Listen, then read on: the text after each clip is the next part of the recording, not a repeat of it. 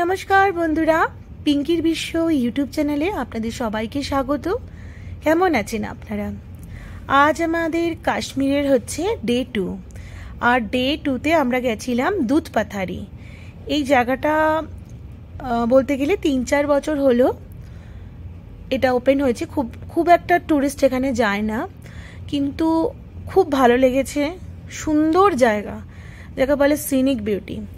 যাওয়ার সময় এক জায়গায় বসে আমরা কাশ্মীরি খাওয়া আর মাক্কা কা রুটি সঙ্গে सरसों শাক একটু খেলাম। হ্যাঁ, ব্রেকফাস্ট করেই বেরিয়েছিলাম, কিন্তু ওই একটু ব্রেক নিতে হয় আর কি। শ্রীনগর থেকে এই দুধপাথারি হচ্ছে 45 কিলোমিটার। এই দেখুন, আমরা এবারে এখানে বসবো কার্পেটের মধ্যে আরাম করে। এখানে আমরা খেলাম কাশ্মীরি খাওয়া, আর এইখানে তার আগে দিয়ে দিল এই মাক্কাদা রুটি, সঙ্গে ছিল আচার।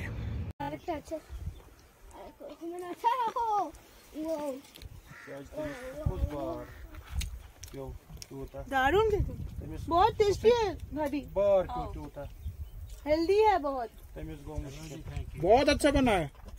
आने का टाइम खाएंगे। यम्मी माहिका खाচ্ছি।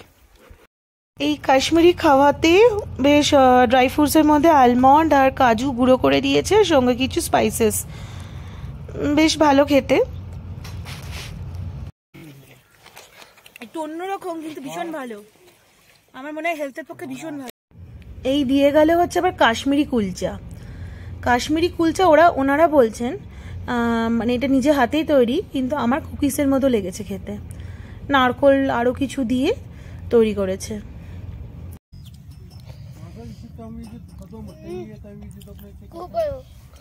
কুকিজের মতো লাগছে, খেতে খুব ভালো। अभी बहुत आपने खुद बनाया, बहुत अच्छा है।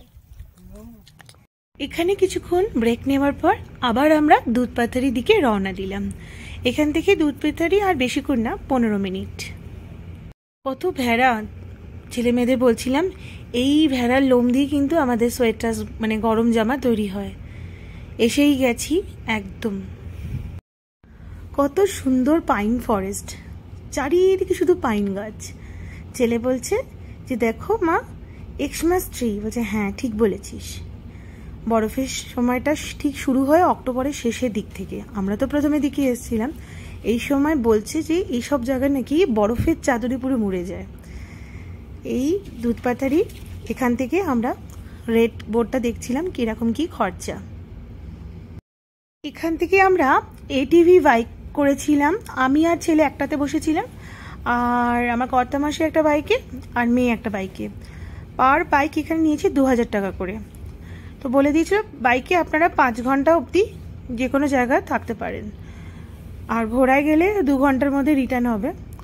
তো এই আমরা যাচ্ছি, অত্যন্ত দুর্গম পথ। যাই হোক, কিন্তু প্রচন্ড বাবা আসছে পেছনে পেছনে।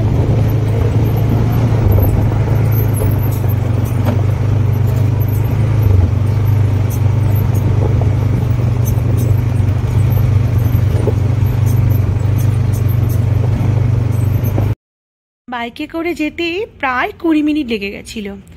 আবার ওখান থেকে বলেছিল যখন আমরা রিটার্ন করব তখন পরপর যে আর পয়েন্টগুলো আছে দেখিয়ে দেব। তো ওখানে গিয়ে আমাদের এই মানে যে জায়গাটা পৌঁছালো সেখানে বলছে ওটা মিনি সুইজারল্যান্ড, কিন্তু পেহেলগাঁওতে আছে আসল মিনি সুইজারল্যান্ড। এখানে অবধি আমাদেরকে পৌঁছে দিয়ে বললো আপনারা সাইট সিন ঘুরে দেখুন।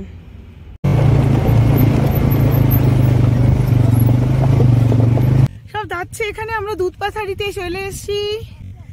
এই হচ্ছে দুধপাথারি ভিউ। এই দেখো, বাহ কি সুন্দর সিনারি, ওয়াও পাইন ফরেস্ট। আমার ছেলে এসে মানে চরকির মতো এখানে ঘুরে যাচ্ছে, ওর এত ভালো লেগেছে। এটা কিন্তু একটু আবার উঁচুতে, হেঁটে উঠতে হলেও ওই ঢাল পাহাড়ের। এদিকে 2 ভাই বোনে মিলে আবার রেস লাগিয়েছে। দেখুন কি কাণ্ড, কে আগে জিতবে।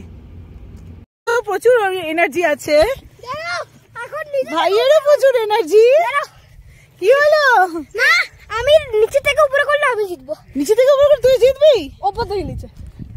এই নিচে না, উপর থেকে নিচে। যা যা যা যা যা যা। কে আগে যা যা যা যা মাহি যা। কে আগে যায়?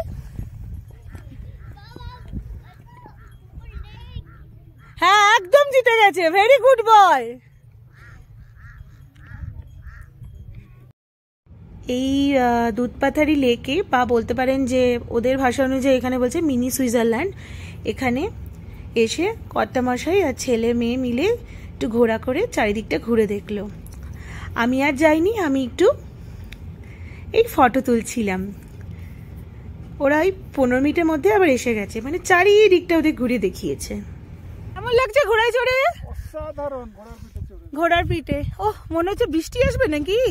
बारिश होने वाले है क्या भैया? नहीं बारिश नहीं। नहीं, मौसम बहुत अच्छा हो गया, क्लाउडी होगा इसीलिए पूछ रही। এই যে আসছি আমি, একটু চড়াই রাস্তা, হাঁপিয়ে গেছি। কি সুন্দর ভিউ দেখুন, পাইন ফরেস্ট।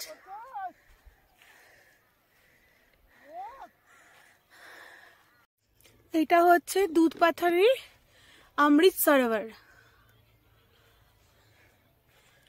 ছোটখাটো একটা লেকের মতো। এই যে আরো অনেকটা ভেতর দিকে যাওয়া যায়।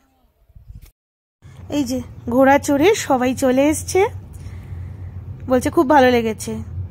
একটুখানি 15 মিনিট মাত্র চড়ালো, পার ঘোড়া 500 টাকা করে। এই আমরা চলে এলাম দুধপাথারি থেকে সেকেন্ড পয়েন্টে। সেকেন্ড পয়েন্টের নাম হচ্ছে কাশ্মীর ভ্যালি। নিচে দিয়ে কি সুন্দর গ্লেসিয়ার্স ওয়াটার বয়ে চলেছে। ছেলে মেয়ে আর কর্তামশাই গেছিল নিচের দিকে, আমার খুব ভয় লাগে নিচের দিকে যেতে। আমি ওপরে বসে বসে এই সিনিক বিউটি দেখছি, এত ভালো লাগছে যে কি বলবো, ভাষায় প্রকাশ করা যাবে না। এই দেখুন আমি ওপরে দাঁড়িয়ে টাটা করছি, আর মেয়ে নিচে থেকে, অনেকটা নিচে কিন্তু, জুম করে আমার ভিডিও নিয়েছে একটা।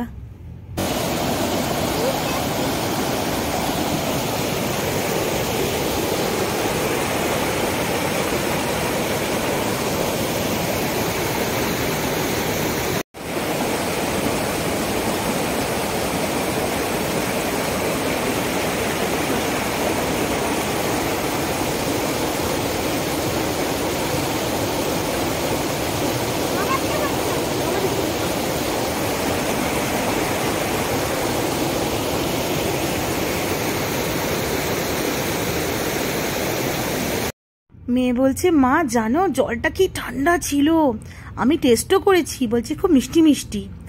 এসে সব হাঁপিয়ে গেছে, আমার পাশে বসে গেছে।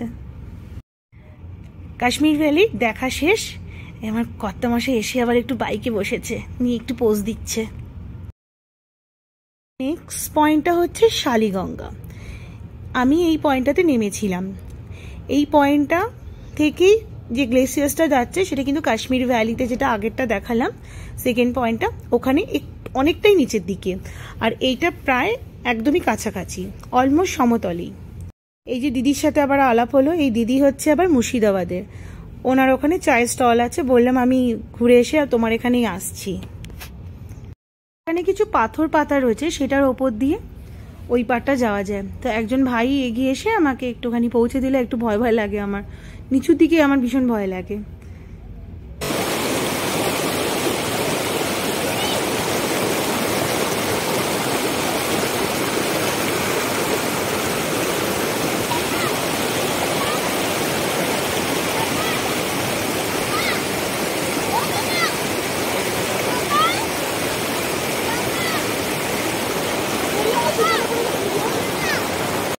প্রকৃতি যেন অসম্ভব সুন্দর হয়ে উঠেছিল।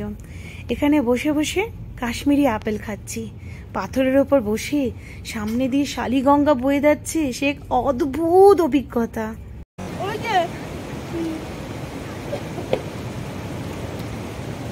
এই যে তিনজনে মিলে আবার ঢিল ছুটছে, কে কতটা ডিস্টেন্সে ছুটতে পারে। সবাই নীরাজ চোপড়া হওয়ার চেষ্টা করছে, দারুণ দারুণ। আর আমি বসে আছি পাথরের ওপর।